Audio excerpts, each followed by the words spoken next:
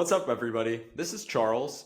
I am a longtime content creator since before content creation was even really a thing or before it was called that. I've always made a lot of content about film and music. I'm film and music obsessed. I got a undergraduate degree from Vassar College in film studies. I took some music classes as well. I'm 29. I live in the DC area. Mostly the content that I've created over the years has been written criticism, written reviews of albums or films, these kind of deeply analytical assessments, not plot synopses. Everybody hates a plot synopsis of like a film. It's really like getting to the meat and potatoes of like technique and theme and motifs and how these things all connect. And I love that stuff. In recent times, I have been starting to question criticism and wondering if there isn't a better way to channel my love of film and music.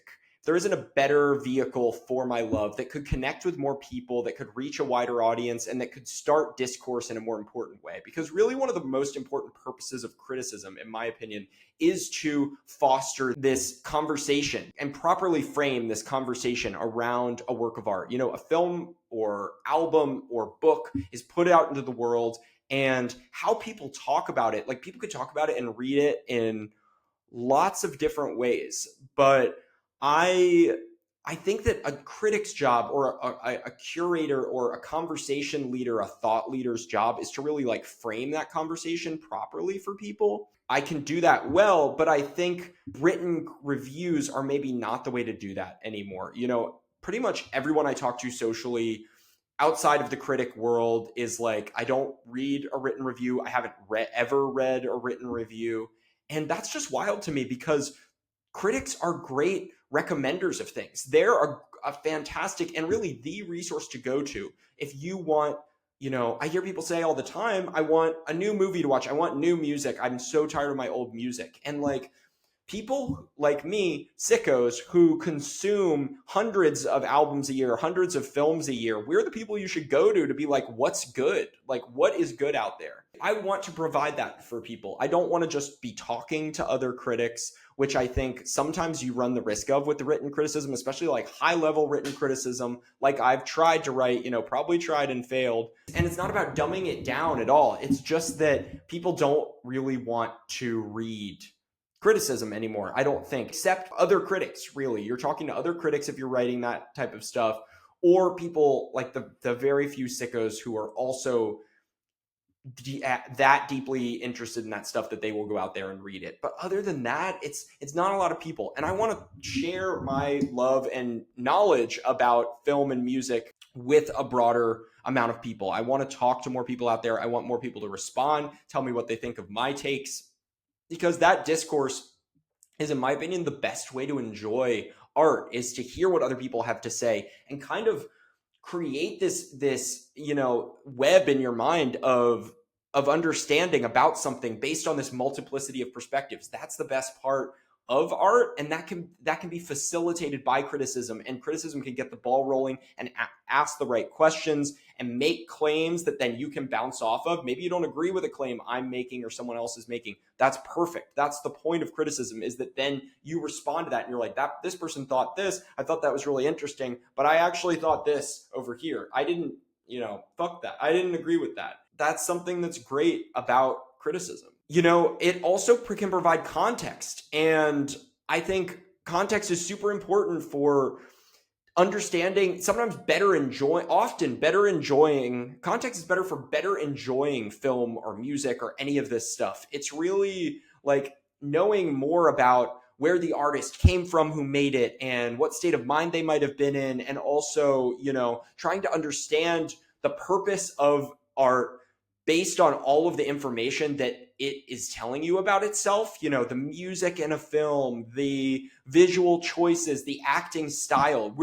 Critics and commentators use that stuff to decode exactly what it is something is trying to do and what message it is sending through those signifiers and through those elements that are within a piece of art. That's why it's great to let critics do that. So I want a space to do that and to share that with people. I have multiple interests. I have that I'm really passionate about. I have a litany. I have a wide range of passions, and I want to kind of combine them all into this channel. I want to combine my love of film, my love of music, fitness, fashion, sometimes books, into something more holistic than my written reviews were able to before. And don't worry, my 5 fans out there or whatever who are following my written criticism work, I think I still will do that. I like that form, but my writing was getting too academic and self-serious and just impenetrable, I think, to an everyday person. And I don't know how helpful that is. And I want to be looser. I want to bring humor into it. Stuff is funny.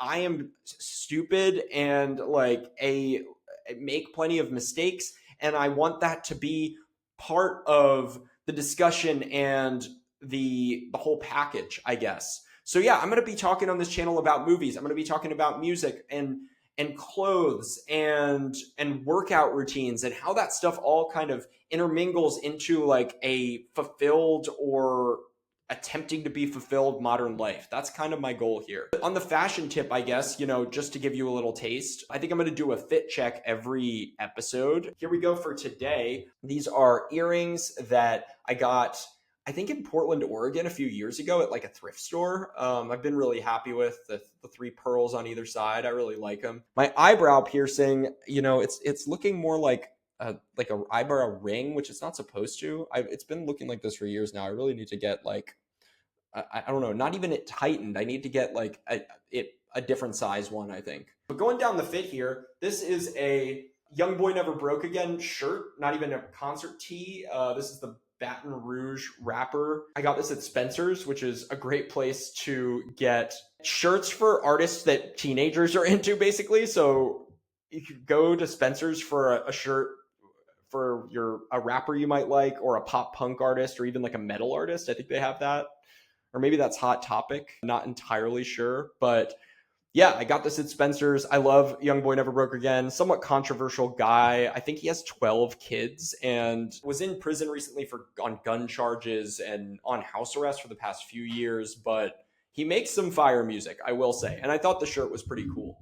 It is from is the cover of his 2020 album Top, which is really good. If you haven't heard it, I would check it out. Yeah, the whole fit here. Woo, these are Gap jeans, really solid staple. They're kind of between straight fit and wide leg, which I like. They're really good, just like go-to fixture of the closet. I pair them with a lot of different stuff. Been kind of thinking about belts a lot recently, though. I feel like this tucked in with like a fire belt would be pretty cool. I want to get some more interesting belts that I like. But shoes, we got just some classic black Adidas Sambas. I was a little late to the recent Adidas surge, or not Adidas, the Samba comeback. I think I had Sambas in like 4th grade, and now I have a pair at 29. Thanks for tuning in, everyone.